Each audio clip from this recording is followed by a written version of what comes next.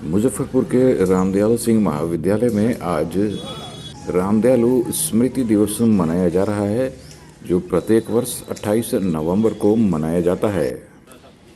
रामदयालु सिंह, जिनके नाम पर रामदयालु सिंह महाविद्यालय की स्थापना 1948 में की गई थी। और समाचारों के लिए हमारे वेबसाइट www.goltu.in पर भी आ सकते हैं। इनके पिता का नाम चंद्रहास सिंह था। इनके दो बड़े भाइयों का नाम गोकर्ण सिंह और राम याद सिंह थे। मुजफ्फरपुर के रामदयालु सिंह महाविद्यालय में आज स्मृति दिवस के अवसर पर कई गणमान्य अतिथि मौजूद हैं, जो श्री रामदयालु सिंह के विषय में अपने विचार व्यक्त करेंगे, उनके व्यक्तित्व की व्याख्या भी करेंगे, जिससे सभी को सीखने की ज़रूरत है। जिन्होंने अपने मित्र के लिए मुख्यमंत्री तक का पद छोड़ दिया था, जिनके विषय में भारत के प्रथम राष्ट्रपति डॉक्टर राजेंद्र प्रसाद भी अपने आत्मकथा में लिखते हैं। अपने सूबे के मित्रों में सबसे दुखद वियोग श्री रामदयालु सिंह का हुआ। पढ़ने के समय ही उनसे परिचय हुआ, जो पीछे और घनिष्ठ प्रेम के रूप में परिणत हो गया। उनका स्वास्थ्य कई वर्षों से खराब रहा करता था।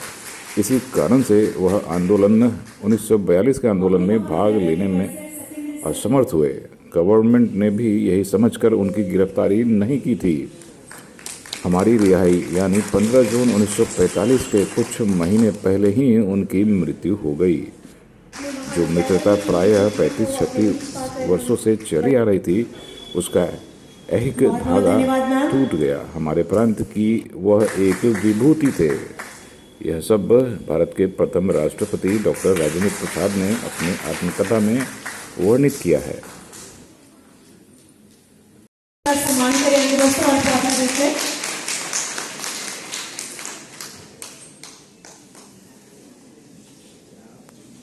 विद्यालय के अध्यक्ष हैं और बहुत सक्रिय रहते हैं। हम लोगों को काफी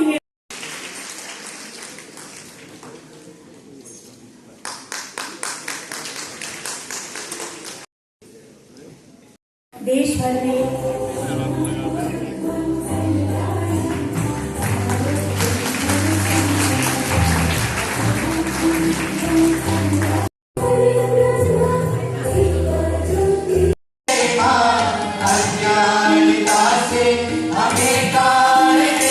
श्री कृष्ण सभा भवन में मना रहे हैं। रामदयालु बाबू और श्री कृष्ण बाबू की दोस्ती की चर्चाएं होती हैं, उनका उदाहरण दिया जाता है। रामदयालु बाबू के व्यक्तित्व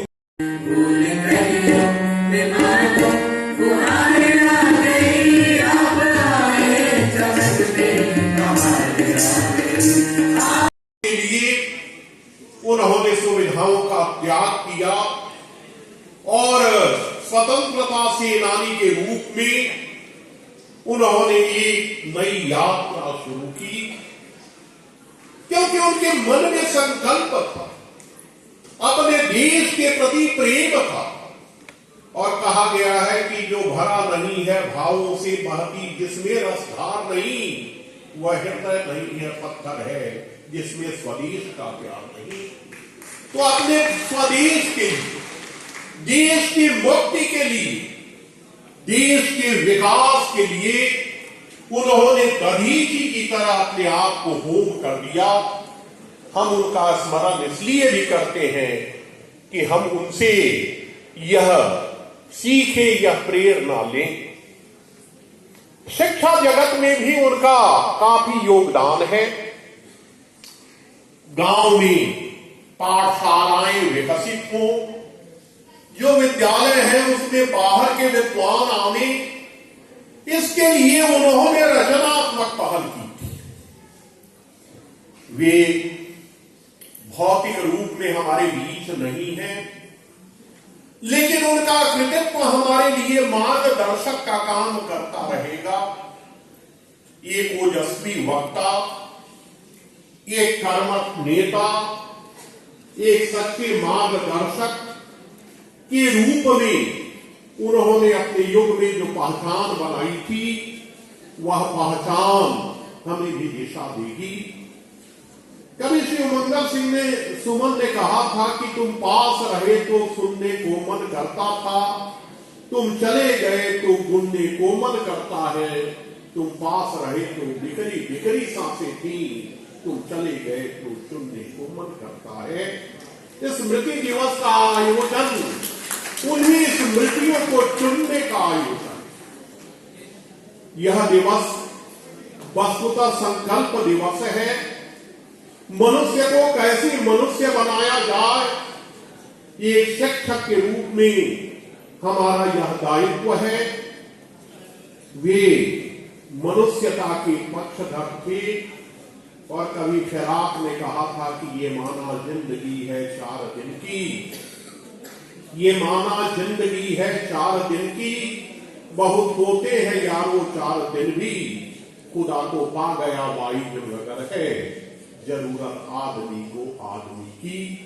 हमारी आदमियत जिंदा रहे, इसके लिए भी राम दयालु बाबू जैसे कालजयी व्यक्तित्व का स्मरण जरूरी है। मैं उनकी स्मृति को नमन करता हूं और मैं यह संकल्प लेता हूं कि जहां तक हो सके मैं उनके जीवन मूल्यों को अपनाने की कोशिश करूंगा। इन्हीं शब्दों के साथ धन्यवाद।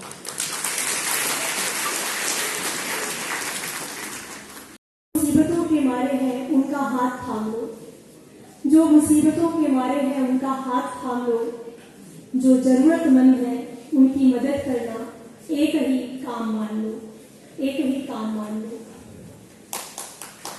वास्तव में आज के समय की जो सबसे बड़ी मांग है वो एक मनुष्य बनना है।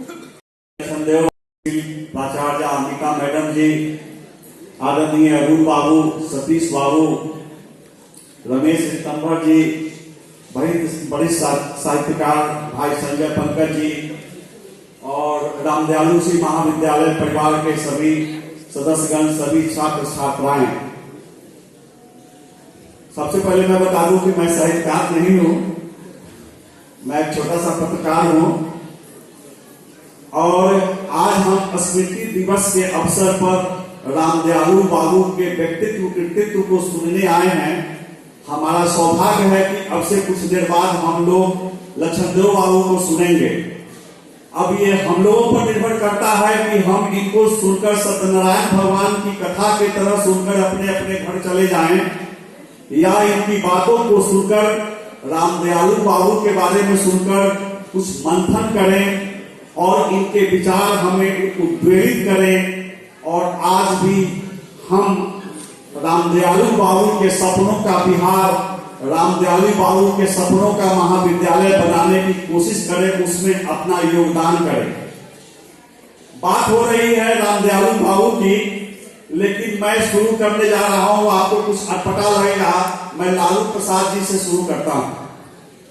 गोपालगंज जिले के मीरगंज के निकट सिलरा कला गांव के एक संपन्न किसान होते थे, सुखी संपन्न किसान थे। शिव प्रसाद चौधरी अपनी लड़की की शादी के सिलसिले में लड़का खोजने के लिए वो चले, फुलवरिया गांव पहुंचे। एक लड़के पर उनकी नजर गई और लड़के का ललाट चमक रहा था। उन्होंने पूछा कि ये कौन लड़का है, किसका लड़का है। आपको बताएं कि वो लड़का लालू प्रसाद थे और शिव प्रसाद चौधरी जी ने कहा कि इसका ललाट चमकता है, ये बहुत होनहार बनेगा। और उनकी भविष्यवाणी सही निकली। उन्होंने राबड़ी देवी से, लालू प्रसाद से अपने बेटी राबड़ी देवी की शादी की और लालू प्रसाद कितना प्रसिद्ध हुए। अब आइए मैं आपको बताता हूं, बढ़मपुर गांव के एक जमींदार किसान चले थे, उनका नाम था डोमन ठाकुर। संपन्न थे, अपने पंडित हजाम के साथ, मुंशी मैनेजर के साथ कटरा प्रखंड के गंगिया गांव में आए थे। किसी लड़के को देखने जा रहे थे अपनी बेटी की शादी के सिलसिले में। जब गांव के खेतों से खुरपैड़िया रास्ते से वो गुजर रहे थे, एक लड़के पर उनकी नजर गई और उन्होंने पूछा डोमन ठाकुर जी ने कि ये लड़का कौन है, इसका ललाट चमकता है, बहुत होनहार मालूम होता है। पंडित और हजाम पता किए कि गांव के एक साधारण परिवार का लड़का है और नाम है रामदयालु सिंह। जहां जा रहे थे वहां का प्रोग्राम छोड़ करके डोमन ठाकुर ने कहा कि इसी लड़के से मैं अपनी बेटी की शादी करूंगा। शादी हुई और रामदयालु बाबू के पढ़ाई पर विशेष ध्यान दिया गया और पढ़ लिख करके वो मुजफ्फरपुर के मशहूर अधिवक्ता बने, लोकप्रिय अधिवक्ता बने। हम यहाँ जितने छात्र बैठे हुए हैं उन लोगों को गौर से सुनने के लिए कहेंगे कि पढ़ाई ही वो ऐसी चीज थी जिसकी वजह से रामदयालु बाबू प्रसिद्धि पाए थे सबसे पहले। और वो मुजफ्फरपुर जिला जो था उसमें शिवहर, सीतामढ़ी, वैशाली, मुजफ्फरपुर चारों जिले थे। स्थिति ये हो गई कि जब कलकत्ता अधिवेशन में सबने असहयोग आंदोलन का निर्णय लिया गया तो मुजफ्फरपुर में रामदयालु बाबू पर ही दबाव पड़ा कि आप इसकी अगुवाई कीजिए। रामदयालु बाबू बहुत लोकप्रिय थे, वाक्पटुता थी, उनकी कलम बहुत तेज थी, नामी वकील थे, लेकिन स्वतंत्रता आंदोलन में उतने सक्रिय नहीं हुए थे। लेकिन यहाँ के लोगों के दबाव पर उन्होंने असहयोग आंदोलन का नेतृत्व स्वीकार किया। और जब नमक सत्याग्रह की बात आती है, सत्याग्रह की बात आती है, उस समय तो रामदयालु बाबू सर्वे सर्वा जिला में बन चुके थे, लोगों के सिर चढ़कर उनकी लोकप्रियता बोलती थी। और 7 अप्रैल 1930 को जब नमक सत्याग्रही मुजफ्फरपुर से शिवहर के लिए रवाना हुए तो उसका नेतृत्व रामदयालु बाबू कर रहे थे। जनकधारी बाबू की दादी ने सत्याग्रहियों को यहां से विदा किया था और शिवहर के रामवन में भीड़ को तितर करने के लिए पुलिस लाठीचार्ज हुई थी, लोगों को गिरफ्तार किया गया था। तो ऐसा था रामदयालु बाबू का व्यक्तित्व और ये सिर्फ और सिर्फ पढ़ाई की बदौलत ही संभव हो पाया था। अब आइए, उनकी लोकप्रियता इतनी बढ़ गई थी कि सफी ताऊजी, मौलाना सफी ताऊजी जब जिला कांग्रेस अध्यक्ष पद से हटे तो रामदयालु बाबू को जिला कांग्रेस का अध्यक्ष बनाया गया और वो 1937 तक जिला कांग्रेस के अध्यक्ष रहे। इस बीच में वे मुजफ्फरपुर नगर पालिका के वाइस चेयरमैन बने और चेयरमैन होते थे बिंदा बाबू बिंदेश्वरी प्रसाद वर्मा। रामदयालु बाबू साइकिल से शहर में घुमा करते थे कि बल्ब जो लैंप पोस्ट है वो जलाया गया कि नहीं समय पर, और सुबह में घूमते थे कि लैंप पोस्ट को ठीक से बुझाया गया कि नहीं। फिर आगे आइए, रामदयालु बाबू डिस्ट्रिक्ट बोर्ड के चेयरमैन बनते हैं और उन्होंने पूरे मुजफ्फरपुर जिला, फिर मैं याद दिलाऊं कि शिवहर, सीतामढ़ी से वैशाली तक शिक्षण संस्थानों की स्थापना में, अस्पतालों की स्थापना में बहुत बड़ा योगदान किया। द्वैध शासन प्रणाली आप लोग जानते होंगे, 1937 से पहले ही द्वैध शासन प्रणाली के तहत बिहार में सरकार बन गई थी और सर गणेश दत्त मंत्री होते थे।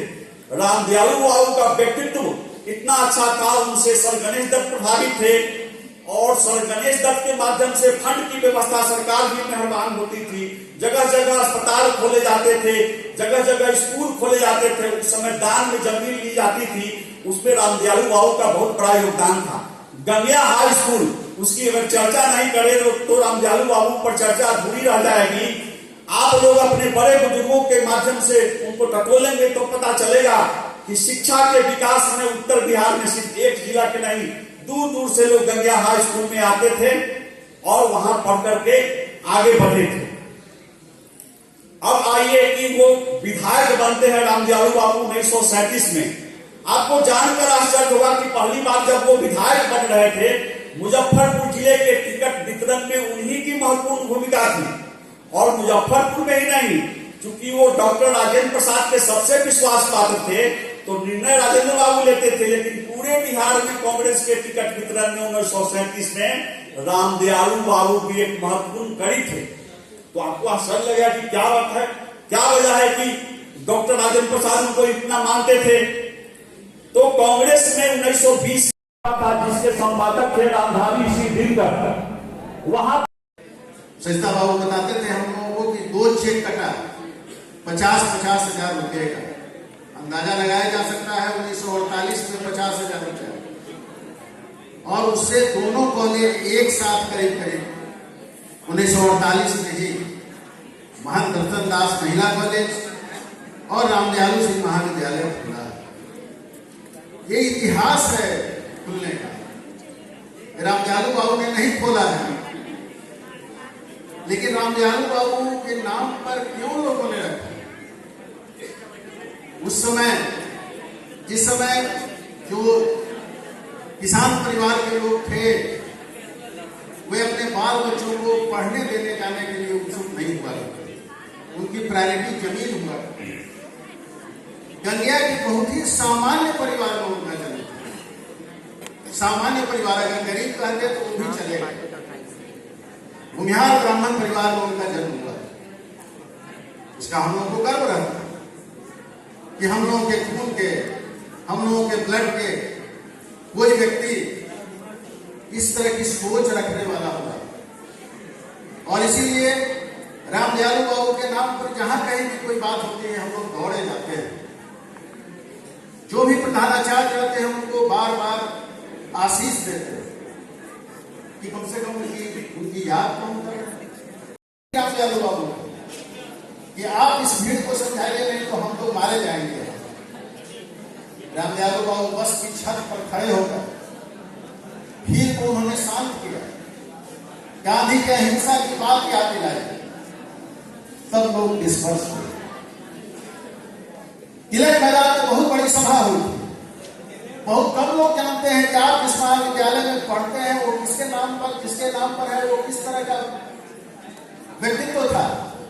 रामदयालु बाबू की खूबी थी कि वो ऑडियंस जो यहाँ बैठी हुई है उसको अपने वाक पटुता से रुला सकते थे और दूसरे ही क्षण वो हंसा सकते। जब वो बोलना शुरू करते थे तो बिहार में कोई भी आदमी उनका पैरेलल नहीं था जो बोल सके। इसीलिए जब इलाहाबाद विश्वविद्यालय से वकालत और जब वो कोर्ट के सामने रामदयालु बाबू खड़े होके जब बोलना शुरू करते थे, तर्क देना शुरू करते थे, तो जो बंगाली एडवोकेट थे उनको जवाब नहीं सुना और इस तरह से पैसे की बारिश होने लगी। और उस पैसे से उन्होंने अंग्रेजों की एक बहुत बड़ी कोठी और जमीन, लेकिन तब तक गांधी से जुड़ाव उनका हो गया था। अब उनके सामने द्वंद्व था, एक तरफ पैसे की बारिश। हम लोग तो सोचते रह गए महाविद्यालय की नौकरी भी छोड़ के जाने चाहे समाज सेवा। पूरा जब सेवानिवृत्ति हो गई तब सामाजिक कामों में लगे। जी, राम कुमार जी, ये तो एक रस्म जहां है जिसे निभाते हैं, वरना सूरज की कहीं शांति न होती है। हम महापुरुषों का स्मरण एक रस्म के तहत केवल नहीं निभाते हैं, हम अपनी आप को बचाने के लिए, अपने भीतर के सकारात्मक, सुकुमार और सेवा तत्व को बचाने के लिए अपने बलिदानी पूर्वजों का, ज्ञानी पूर्वजों का, सादगी से संपन्न व्यक्तित्व युक्त पूर्वजों का स्मरण करते हैं। तुमने दिया देश को जीवन, देश तुम्हें क्या देगा, अपनी आदतें रखने को नाम तुम्हारा लेगा। हम रामदयालु बाबू जैसे विराट व्यक्तित्व का स्मरण करते हैं उनके त्याग के कारण से, उनकी सेवा के कारण से, राजनीतिक शुचिता के कारण से। आज कितना मूल्य बदल गया है। पहले गृहस्थ के घर में भी कोई साधु आता था, कोई अतिथि आता था तो प्रसन्नता होती थी, सचमुच साधु हुआ करते थे लोग। लेकिन आज मूल्य बदल गया है। सचमुच भी कोई साधु आता है तो साधु आता देखकर। मूल्यों का उल्टा धुआं फैला चारों ओर, साधु आता देखकर चोर मचाता शोर। अब चोर को देखकर हंगामा नहीं होता है, साधु को देखकर हंगामा मचाया जाता है। यह साधु आया है और अपने चरित्र से, अपनी सादगी से, अपने शुभ वचनों से कहीं मेरा हृदय परिवर्तित न करे। आदमी अच्छा बनना नहीं चाहता है, आदमी ईमानदार बनना नहीं चाहता है, आदमी कर्मठ नहीं बनना चाहता है। आज यह महाविद्यालय आपके सामने है, जिसकी पूरी स्थापना कथा अरुण बाबू ने भी बताई और विस्तार से बताया। भाई निवेश त्रिवेदी जी ने, कोई पत्रकार हैं। लेकिन आज क्या है, एक पुरुष अर्जन करता है अपने उज्ज्वल से। एक पुरुष अर्जन करता है अपने भुजबल से और दूसरा उसे भोगता भाग्य के छल से। जिस काल में इसकी स्थापना हुई होगी, कैसे रहे होंगे वे लोग, कितना समाज के बारे में सोचते रहे होंगे, लेकिन आज हम किन के बारे में सोच रहे हैं?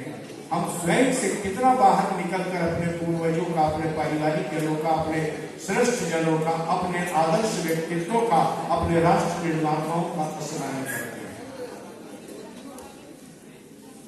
चरित्र, समाज, देश और विश्व बंधुत्व उन्हीं के पूजे हैं जिन्होंने त्याग युक्त जीवन को जिया, सदाचार युक्त जीवन को जिया। आज तो घर से पहले एक एक सदस्य से पूछा जाता है कि हम आज की सभा में कौन सा वस्त्र पहन कर जाए, कौन सा चेहरा लगा कर जाए। मुखों के भरे हुए भीड़ वाले वातावरण से आपको निकलना पड़ता है। कहीं राजनीतिक दल के पास जाना पड़ता है तो दूसरा चेहरा लेना पड़ता है, संस्कृति के समक्ष जाना पड़ता है तो दूसरा चेहरा लेना पड़ता है, परिवार के भीतर दूसरा चेहरा, परिवार के बाहर के लोगों के सामने दूसरा चेहरा। अलग अलग चेहरों को लेकर चलने वाले लोग हैं, जबकि इसी देश में, इसी संसार में अपने चेहरे के साथ हम जैसे हैं वैसे ही रहे, ये हाथ एक दूसरे का अच्छे सागर में रहे। अपने पूरे चरित्र को लेकर इन्होंने चरित्र का निर्माण साधना के बल पर, त्याग के बल पर, तपस्या के बल पर, सामाजिक जज्बा के बल पर अपने व्यक्तित्व का और चरित्र का निर्माण किया था। उनको चेहरे और मुखौटे को जरूरत नहीं पड़ती थी, वे स्वयं अपने ओरिजिनल चेहरों के साथ चलते थे। इसी का परिणाम है कि उस व्यक्ति के चले जाने के बाद भी उनके नाम का स्मरण करते हुए, उनके व्यक्तित्व और कृतित्व का स्मरण करते हुए उनके नाम पर महाविद्यालय की स्थापना की अनिवार्यता हमारे समाज के पूर्वज लोगों ने महसूस की। और रामदयालु सिंह महाविद्यालय की स्थापना तब होती है जब रामदयालु बाबू नहीं हुआ। अब लखनऊ चले जाइए, लखनऊ में भगवान बुद्ध और अम्बेडकर की प्रतिमा के सामने लगातार उस समय की यशस्विनी मुख्यमंत्री हुई थी, अपनी प्रतिमाओं को लगा दिया। उधर हाथी भी है, उधर प्रताप उस समय की मुख्यमंत्री भी। लोगों को भरोसा नहीं है कि मेरे बाद मेरा कोई स्मरण करेगा भी या नहीं करेगा। काम अच्छे कीजिए, काम अच्छे कर लो, अच्छी जिंदगानी आपकी, लोग भी सीखे सबक सुनकर कहानी आपकी। आज दशकों बाद हम रामदयालु बाबू का स्मरण करते हैं, उनके राजनीतिक कारणों से ही केवल नहीं, बिहार विधानसभा के प्रथम सभापति होने के कारणों से ही नहीं, उनकी त्याग भावना के कारण नहीं रहे। राजनीति से जब मुक्त हुए तो सरकारी कलम से दस्तखत करना भी उनकी नैतिकता को स्वीकार्य नहीं था और उसका वापस कर दिया। जबकि आज राष्ट्रपति भवन से भी कोई राष्ट्रपति जब निकलता है तो ट्रक से गिफ्ट में आया हुआ सारा सामान लेकर वो अपने घर पर चला जाता है। राजभवन से निकलने वाले लोग भी अपने सामानों के साथ चले जाते हैं। एक छोटी सी कलम भी रामदयालु बाबू जैसा व्यक्तित्व जब अवकाश प्राप्त करता है, राजनीति के पद से उतर कर घर लौटता है, तो उस सरकारी कलम से दस्तखत करना भी स्वीकार करेंगे। यह ईमानदारी, यह होता है चरित्र। चरित्र का निर्माण छोटी छोटी बातों पर ध्यान रखने से ही किया जा सकता है। महाविद्यालय में काफी बहुत सारी बातें हो चुकी है, मुझे नहीं लगता है कि इसमें फिर मैं कोई नई बात करूं। मैं मूल्यों की बात कर सकता हूँ, आज के दौर की बात कर सकता हूँ, समय के दौर की बात कर सकता हूँ। बच्चे बीच में अचानक ही जाने लगे, रमेश कमर जी ने जाकर बच्चों को रोका। बच्चे कैसे रुक सकते हैं? बच्चे उस दौर की राजनीति को देख रहे हैं जिस दौर में इस दल का उस दल में, उस दल का उस दल में, उस दल का महागठबंधन में, उसका किसी गठबंधन में, अलग अलग दलों में जाने का जो सिलसिला चलता है, क्योंकि प्रलोभन की राजनीति हो रही है, अनिश्चितता की, अनियमितता की राजनीति हो रही है, उद्वेलन सबके भीतर है, बेचैनी है। एक जगह स्थिर होकर अच्छी बातों को सुनने का संस्कार जब तक उनके भीतर नहीं डाला जाएगा, चरित्र और ईमानदारी का बीजारोपण नहीं किया जाएगा, तब तक यह संभव नहीं। बच्चे हैं, जब बच्चे तो आएंगे जाएंगे, जब उनके बुजुर्ग उनके नेतृत्व करता है, जब इधर से उधर से इधर 24-25 आने वाला है, देखिएगा कि महान शूरबा सब तो इस दल से उधर चला जाएगा, और जब निकलेगा तो बड़ा प्यार से कहता है, क्या उस समय का हसीन चेहरा उनका होता है कि कल तक मैं भटक गया था, वो अपने घर में वापस आ गया। तब तक मैं विचारहीन के साथ था, आज विचारवान के साथ आ गया। कोई विचार नहीं है, कोई भी प्रतिबद्धता नहीं है, केवल सत्ता का लोभ है, केवल सुख सुविधाओं का लोभ है। और एक रामदयालु बाबू हुआ करते थे जिनको बिहार को उस समय तात्कालिक आर्थिक व्यवस्था में मुख्यमंत्री के रूप में उन्हें सम्मानित करना चाहा, लेकिन उन्होंने कहा कि मैं जिस तरह का जीवन जीने का अभ्यस्त हूँ, मुख्यमंत्री जैसे दायित्वपूर्ण पद का निर्वहन नहीं कर सकता हूँ। इसके लिए हमारे बीच सबसे योग्य डॉक्टर श्री कृष्ण सिंह है। आज मुझे पद का भी कोई परित्याग करता है, व्यक्ति दिन रात में जीवन पैदार होता रहता है, मानसिक रूप से पीड़ित हो जाने के बाद भी सत्ता से कोई राजा गद्दी से उतरना नहीं चाहता है। क्या बोल रहा है, क्या शिक्षा दे रहा है, उसे लग रहा है कि विधानसभा में यह विश्वविद्यालय है और इस विद्यालय में एक महत्वपूर्ण विषय है जिसकी जानकारी हमारे विधायकों को नहीं है, मंत्रियों को नहीं है, इन्हीं यह जानकारी देना अनिवार्य है। तो अपने दायित्वों से अलग हटकर, क्योंकि कहीं न कहीं से चरित्र प्रयास करता है, लेकिन रामदयालु बाबू जी जैसा व्यक्तित्व जैसा घर में थे वैसा ही बाहर थे, जैसा आचरण एक के साथ हुआ करता था वैसा ही आचरण दूसरे के साथ हुआ करता था। आज हम सामाजिक समरसता की बात करते हैं, लेकिन सामाजिक समरसता के नारे देने वाले लोग भी सामाजिक समरसता को कितनी ईमानदारी से जीते हैं, सामाजिक सद्भाव की स्थापना के लिए कितना अपने आप को समर्पित करते हैं। ये लोग किसी सिद्धांत की, किसी प्रतिबद्धता की, किसी जड़ता की और किसी विचार के पक्ष में लगातार लंबे लंबे व्याख्यान नहीं दिया करते थे, अपनी सादगी से लोगों को प्रभावित करते थे, अपने वचन से, अपने भावों से, अपने व्यवहार से किसी को आकर्षित करते थे। और समाज के हर तबके के लोग, हर वर्ग के लोग और विभिन्न बड़े बड़े पदों पर आसीन लोग भी और गांव के मजदूर भी उन्हें एक आदरणीय के रूप में, एक अभिभावक के रूप में, एक ईमानदार और निष्ठावान संरक्षक के रूप में देखते थे। और वे सामाजिक समरसता की बात किए बिना ही सामाजिकता को जिस तरह से सुदृढ़ करते थे, ऐसे आचरण को आज के राजनेताओं को ही नहीं बल्कि हमें आपको भी, क्योंकि हम जब शहर में होते हैं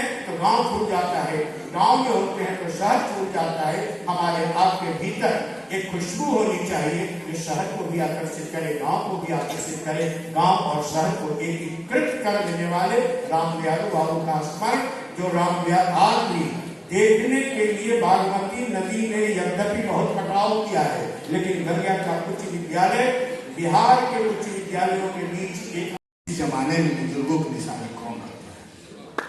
रामदयालु सिंह कॉलेज अभी बात हो रही थी, इसका एक हेरिटेज है और जिस विरासत में हम खड़े हैं यहाँ, उस विरासत से बात कर रहे हैं। इस महाविद्यालय में बच्चे जान ले 2 दिवस बहुत महत्वपूर्ण है, 26 जनवरी 15 अगस्त की तरह इस महाविद्यालय का अपना दिवस है। एक 28 नवंबर, एक 10 दिसंबर।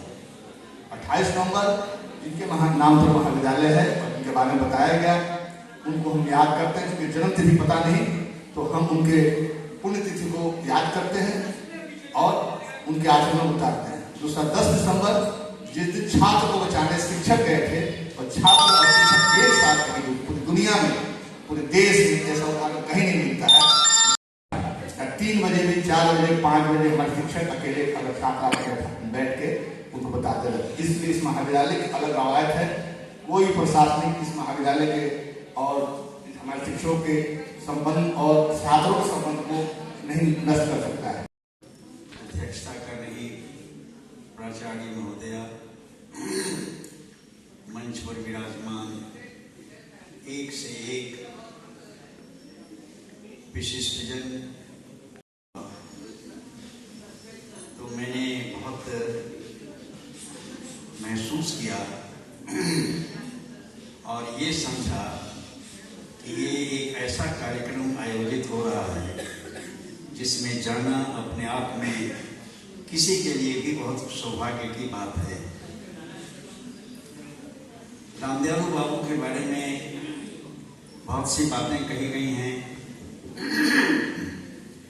आगे भी यह चर्चा बनी रहे इस कॉलेज से और यहाँ के जो लोग हैं कॉलेज का संचालन करने वाले, लड़कों और लड़कियों को पढ़ाने वाले, उनमें जो जागृति है और रामदयालु बाबू के प्रति जो उनकी निष्ठा, उससे ये साबित होता है कि रामदयालु बाबू की स्मृति में न सिर्फ कुछ कार्यक्रम आयोजित होते रहेंगे, बल्कि जिन मूल्यों और जिन मान्यताओं के लिए राम दयालु बाबू का स्मरण हम आज करते हैं, उन मूल्यों और उन मान्यताओं को आगे बढ़ाने में भी इस कॉलेज की एक अहम भूमिका सुनिश्चित हो सकती है।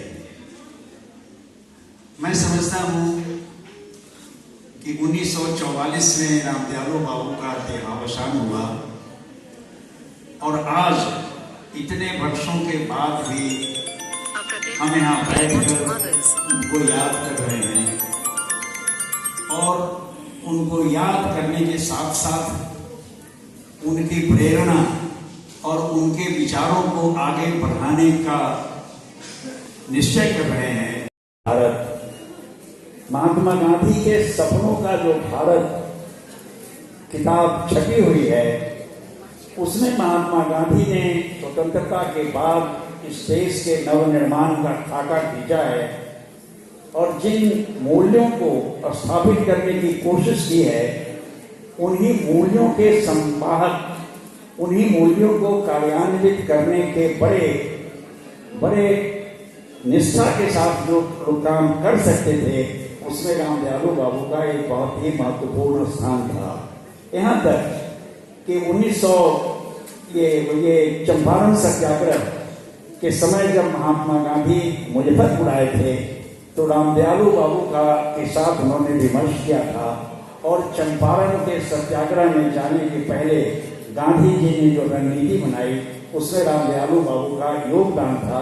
उनके विचार विमर्श की झांकी आज भी उसमें मिलती है और जो किताबें उपलब्ध हैं आज, खास करके चंपारण में महात्मा गांधी जो डॉक्टर राजेंद्र प्रसाद ने किताब लिखी है, उन सारे तथ्यों को अगर हम देखते हैं तो लगता है कि राम दयालु बाबू का उसमें भी एक महत्वपूर्ण स्थान था, उनकी एक बड़ी भूमिका थी। इसके अलावा मैं आपको ये कहना चाहता हूँ कि राम दयालु बाबू ने महात्मा गांधी के सपनों का भारत बनाने की दिशा में जो कदम उठाया, उसमें सबसे महत्वपूर्ण उन्होंने शिक्षा और स्वास्थ्य का ध्यान रखा।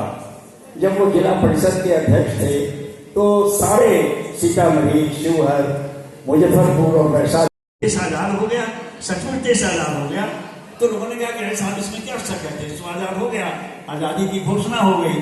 तो विनोबा ने कहा कि एक बात बताओ, शिक्षा बदली कि नहीं और भविष्य में भारत की शिक्षा कैसी होगी, उसकी कुछ रूपरेखा बनी कि नहीं। तो लोगों ने कहा कि नहीं, ये काम तो अभी बाकी है। तो विनोबा ने कहा कि तब समझ लो कि आजादी भी अभी बाकी है, अभी आजादी पूरी नहीं हुई है। राम दयालु सिंह महाविद्यालय में जो लड़के लड़कियां, शिक्षक, सारे लोग आप यहाँ बैठे हैं, उनके जिम्मे एक बड़ी जिम्मेदारी आज है कि शिक्षा के स्वरूप को हम कैसे सामान्य लोगों तक पहुंचाएं। आज शिक्षा कितनी महंगी हो रही है, ये सबके सामने है। और इस देश की जो हालत है, दुनिया के नक्शे पर भारत गरीब देशों की सूची में है। भारत के नक्शे पर बिहार सबसे गरीब राज्यों की सूची में है। अब इन चीजों का अगर मुकाबला करना है तो उसका जो प्रथम कारक है वो शिक्षा है। सारी दुनिया के विशेषज्ञ जो गरीबी उन्मूलन पर काम करते हैं, बातें करते हैं, वो ये बताते थकते नहीं कि अगर गरीबी से निजात पाने की व्यवस्था हमको करनी है तो उसके 3 महत्वपूर्ण कारक बन सकते हैं। नंबर 1 शिक्षा, उसके लिए बहुत एक इम्पॉर्टेंट फैक्टर है, बहुत जिम्मेदार पहलू है शिक्षा। शिक्षा बढ़ेगी, समाज की चेतना उससे जुड़ेगी और जब समाज की चेतना बढ़ेगी शिक्षा के साथ साथ, तो गरीबी उन्मूलन के रास्ते स्वतः उसमें से प्रकट होंगे। दूसरा फैक्टर है कृषि और तीसरा फैक्टर है रोजगार। आज आप देख लीजिए बिहार की किस हालत में है। सारे गांव में, मैं प्रायः गांव में जाता रहता हूँ, एक एक स्कूल की जो दुर्गति है आप उसकी कल्पना नहीं कर सकते हैं। अब हम राम दयालु सिंह कॉलेज को देख करके थोड़े गौरवान्वित हो सकते हैं, यहाँ लड़कों की संख्या ज्यादा है, यहाँ अच्छे प्राध्यापक हैं, यहाँ की व्यवस्था बहुत अच्छी है, ये सब है। लेकिन ये लड़के जिन गांव से आकर यहाँ पढ़ते हैं, लड़कियां जिन गांव से आती हैं, उन गांवों में शिक्षा की हालत आज अत्यंत खराब है। और समझा जाए तो एक तरह से जो विद्यालय गांव में आज हैं, उनमें विद्या नहीं, विद्या का लय हो रहा है। सारे के सारे विद्यालय बिल्कुल सूखे हुए, मुरझाए हुए चल रहे हैं। अभी मैं गया था हाल में, यहाँ एक लदौड़ा सुमेला गांव है, बिल्कुल पास में है। वहाँ एक कमरा 100-125 लड़के नामांकित, जिनका नाम उसमें लिखा हुआ है, और 15 शिक्षक, 15 या 13 शिक्षक शिक्षिकाओं की संख्या। अब आप सोचिए, एक कमरे में 100 के लगभग लड़के और 12-13 टीचर्स को भी अगर कुर्सी दी जाए बैठने के लिए, तो वो जगह उनके लिए कम पड़ जाएगी। इस तरह के सारे विद्यालयों की हालत हो गई है। गांव गांव में विद्यालय बिल्कुल मुरझा गया है। खेती की हालत यह है कि सारे के सारे खेत वाले लोग खेती छोड़कर शहरों की तरफ जा रहे हैं। खेती घाटे का सौदा बन गया है। और रोजगार का सवाल यह है कि सारे के सारे जो हमारा जो बेस्ट टैलेंट होता है, यूथ, जिसको हम कहते हैं कि यही हमारे देश का भविष्य है, वो भविष्य इतना आज पलायन का शिकार हो गया है। जो आंकड़े उपलब्ध हैं उसके मुताबिक 2 करोड़ नए लोग जिनकी उम्र 20 से 30-35 के बीच है, वो सारे के सारे 10 से 15 हजार रुपए का रोजगार पाने के लिए तमाम दर की ठोकरें खा रहे हैं। पंजाब, हरियाणा, गुजरात, महाराष्ट्र, तमिलनाडु के सड़कों पर घूम रहे हैं। तो हमको ये लगता है कि रामदयालु बाबू जैसे महापुरुषों ने जिस समाज के निर्माण की कल्पना की और जिनको शिक्षा से सुशोभित करने का कदम उठाया, उसकी तरफ फिर से लौटना होगा। और जिन संकल्पों के साथ रामदयालु बाबू काम करते थे, महात्मा गांधी के सपनों का भारत बनाना, उस दिशा में अगर हम नहीं लौटेंगे तो हमको लगता है कि हम रामदयालु बाबू के प्रति श्रद्धांजलि देने का अधिकार खोएंगे, चूक जाएंगे। और हम ये एक होता है ना बेदिया, एक साल में 1 बार 2 बार हम उनको याद कर लेंगे, उनकी महिमा का कुछ बखान कर लेंगे, लेकिन जिस देश का, जिस गांव का वो निर्माण करना चाहते थे, वो हम नहीं कर पाएंगे। इसलिए हम समझते हैं कि रामदयालु सिंह विद्यालय उसके लिए एक बहुत महत्वपूर्ण कारक बन सकता है कि नए सिरे से महात्मा गांधी के सपनों को साकार करने और रामदयालु बाबू के उसमें योगदान और उनके अमर सेनानी होने की भूमिका को निर्धारित करने में एक बड़ा योगदान ये विद्यालय कर सकता है। यहाँ के प्रबुद्ध अध्यापक और छात्र छात्राएं उसमें योगदान कर सकते हैं। मेरा ख्याल है कि शिक्षा में एक आमूल शिक्षा का जो भारी महत्व है वो रेखांकित हो सकता है इस विद्यालय के ऐसे कार्यकलापों के जरिए। इन्हीं शब्दों के साथ मैं अपनी बात खत्म करता हूँ। बहुत बहुत धन्यवाद।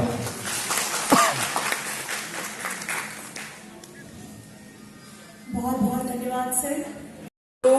तो समय ज्यादा लगेगा, इसलिए नाम नहीं लेते हुए भी मैं विशेष रूप से छात्र छात्राओं, मेरे प्रिय छात्र छात्राओं, सभी कर्मचारी बंधुओं, मीडिया कर्मियों, सभी का मैं महाविद्यालय परिवार की तरफ से आज इस पावन अवसर पर हार्दिक अभिनंदन वंदन करती हूँ। रामदयालु स्मृति दिवस जिसको हम लोग सेलिब्रेट करने के लिए यहाँ उपस्थित हुए हैं, एक्चुअली रामदयालु बाबू के जन्म तिथि के बारे में किसी को मालूम नहीं है। उनके पुण्यतिथि की जानकारी हम सबों को है, इसलिए वर्षों से ये रामदयालु सिंह महाविद्यालय उनके पुण्यतिथि को रामदयालु सिंह स्मृति दिवस के रूप में मनाते आ रही है।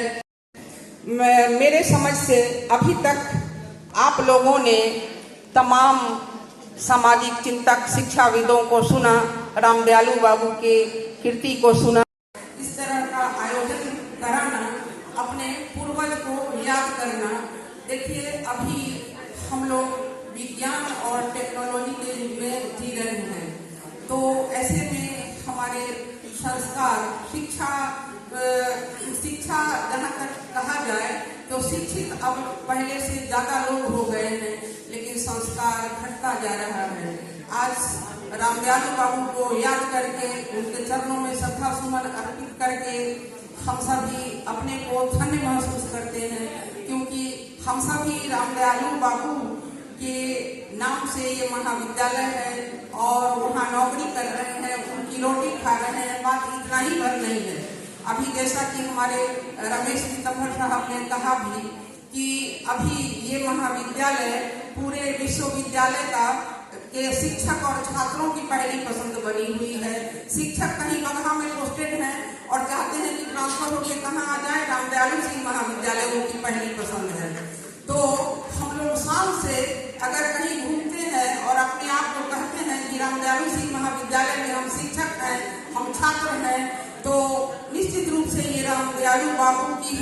महिमा है कि अभी तक ये महाविद्यालय अपने प्रतिष्ठा में कीर्तिमान स्थापित करते हुए आगे बढ़ रहा है।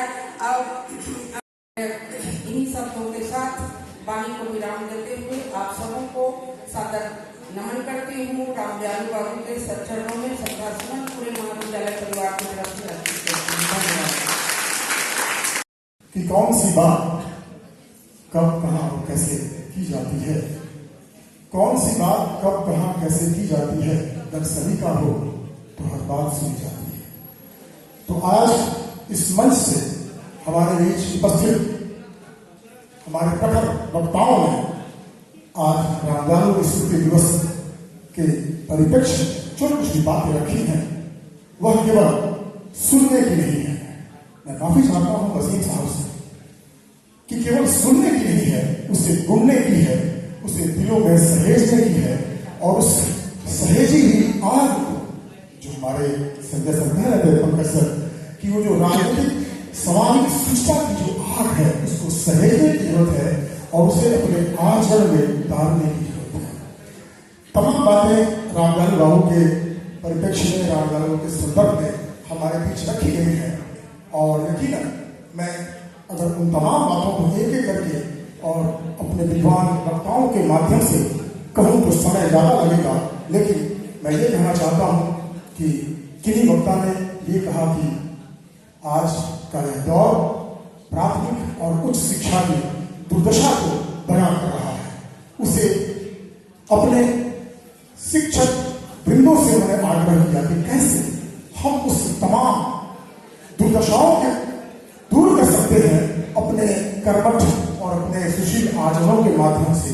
तो किसी ने कहा कि रामदयालु बाबू ने कैसे अपनी ईमानदारी और अपनी राजनीतिक और आर्थिक सूचना के माध्यम से एक समाज को गंभीर संदेश देने का जो प्रयास किया उसको अपने आचरण में कैसे हम समाहित कर सकते हैं। आज सच पूछिए तो ये धन्यवाद ज्ञापन जो है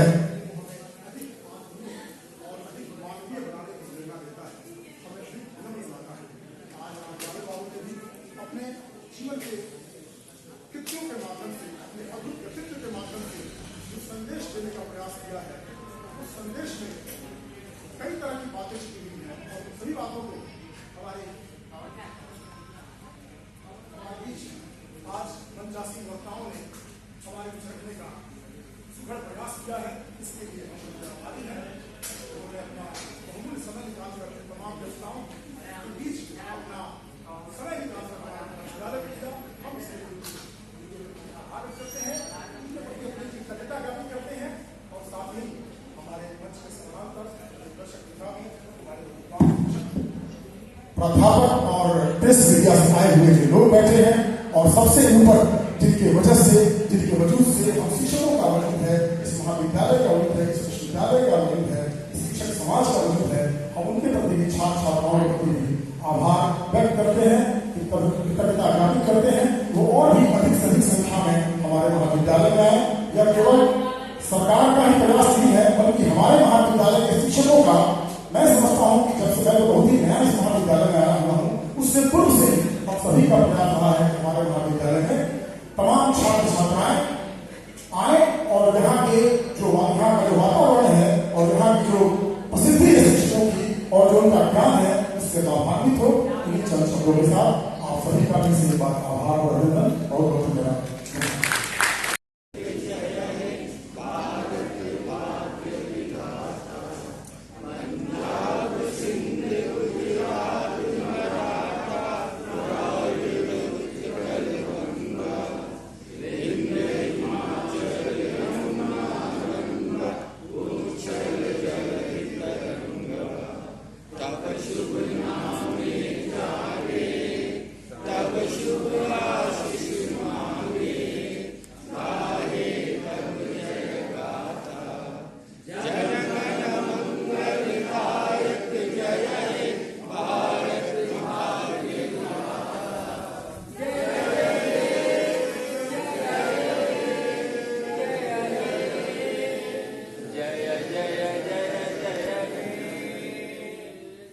माता की माता की वंदे। रामदयालु बाबू अमर हैं।